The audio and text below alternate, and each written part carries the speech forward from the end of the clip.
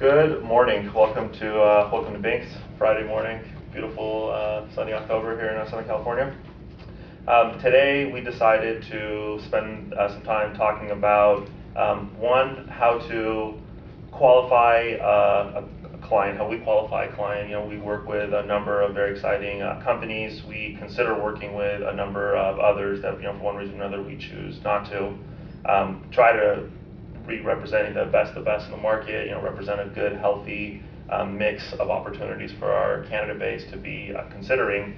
I throw it out there, how do you know that you're staring dead in the eyes of a prototypical client for us?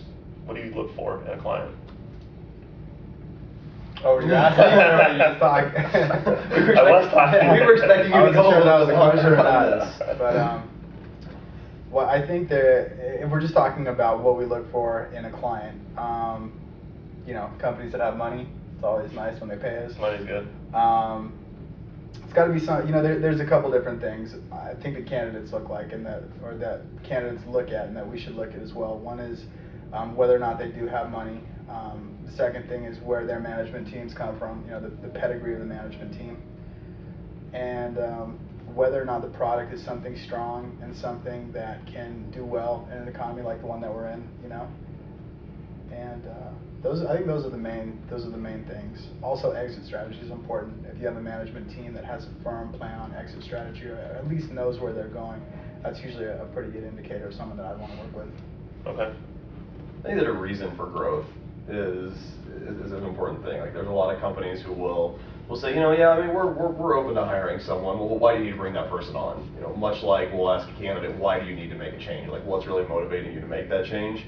A company's in a position who, that genuinely need to bring on new talent. I think that's, at least from my perspective, going to be a huge boost. One of the things that I think about, it's been a topic of conversation with a lot of candidates and companies, is sustainability, right? How likely is it that this company and the role that I'm taking on will exist not only in a year and 2 years, but maybe in even 3 to 5 years when I'm on to my next job and still trying to make sure that all these other companies that I work for are recognizable. I think one of the nice things of perhaps of working through a recruiter, to kind of put myself in like a candidate's shoes, is that we're not cheap, and so if a company can afford to pay us and use our services, then at least they're most of them are in a conscious financial position to stick around for a while. And so a lot of the people that we'll talk to will say, well, I don't want a company who's so cash strapped that I'm not sure if they're going to be there in 2 weeks. Right. Every company that I've worked with since we've been here at Bink, or at least that we've made placements with, is still open for business. So they're in this sounds like a weird thing, but if they're in a position to take on vendors, to be using services, that they're not just working kind of inside of their, kind of working inside of somebody's proverbial garage. They're making investments in capital, they're leasing space, they're doing these kinds of things that make it look like they're a business. I know these sound like super elementary, but they're things that some companies aren't doing. They're not, they're things that, that can show, we're in a position to spend money, which usually means that either we're making money or at least we have some money in the bank. Right. It's interesting that you bring that up. I think about this, and every company that makes the decision to use a recruiter is coming to terms with the fact that they're going to pay a very hefty premium in exchange for the talent they're hiring. Right. What does that then mean? One, it means they have money to pay for it. Right. Two, it means they value their talent that much more. Right. So it's a pretty like firm stamp on the company that says we value top talent. We only want to hire top talent. They're not going to pay a hefty premium for someone that's not good. Right. It's no secret. Like, all you have to do is pop on LinkedIn and do a search on a per company basis to understand that some companies employ the top 5%. Some companies don't. Some companies don't need to, I suppose. They're just not building in-depth services enough that it requires them paying a high premium on talent to get their services built.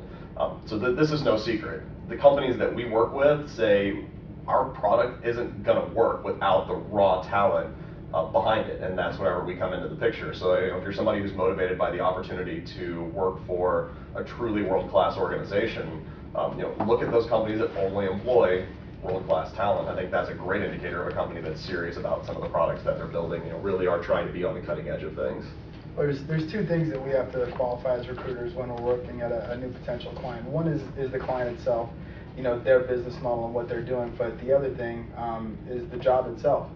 I mean, you could have a company that's amazing, doing great things, is willing to pay our fee, but the job itself might be a horrible job to work on from a recruiting standpoint.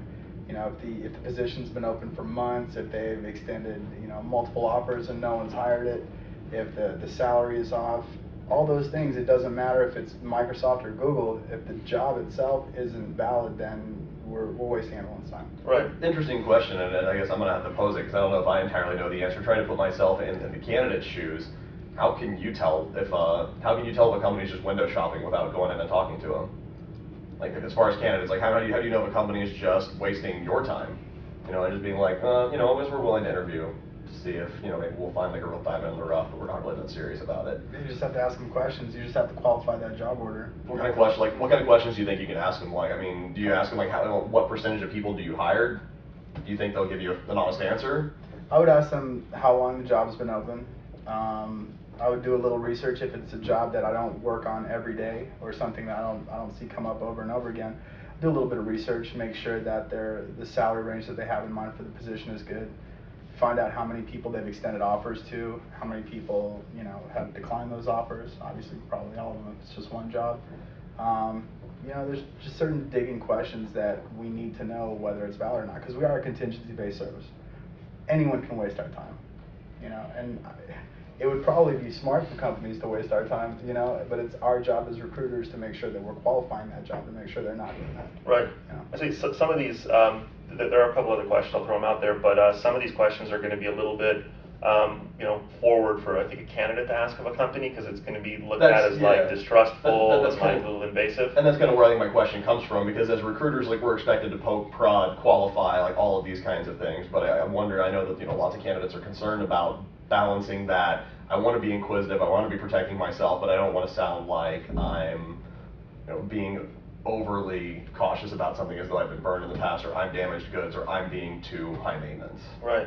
I mean, one of the best questions I think is asking why the position is open and where the pressure to fill the position is coming from. Yeah. If it's some sort of like peer pressure, like everyone's hiring, so we should be hiring, then maybe not as serious of an opportunity. If it's like we have 10 engineers and we want to grow to 30, but how those 30 come and when those 30 come, we're open, and maybe the urgency's not there either. If it's for back-end principal architect, and your principal architect just left and you're now your workload is now doubled, then that's a pretty serious indicator of I need this job filled if I want to reduce my workload by half.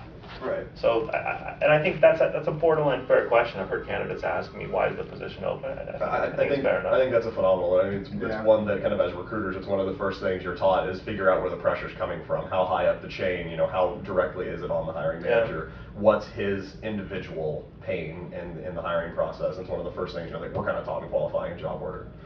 I think that's definitely a really fair one for a client, or a candidate to ask of a potential employer is, why do you want me / need me here? Yeah, finding out whether or not there's urgency is one of the main things. It's a huge one. I mean, it's great when companies want to just look at people from MIT or Stanford and they'll tell you, well, we don't have a specific job in mind, but if you come across just this great pedigree candidate, let me know about them because I'll probably hire them. Right. But more realistically, the companies that have a very urgent need to fill the position are the ones that we're going to want to work with, and they're going to be the ones that make sense for our candidates to interview with.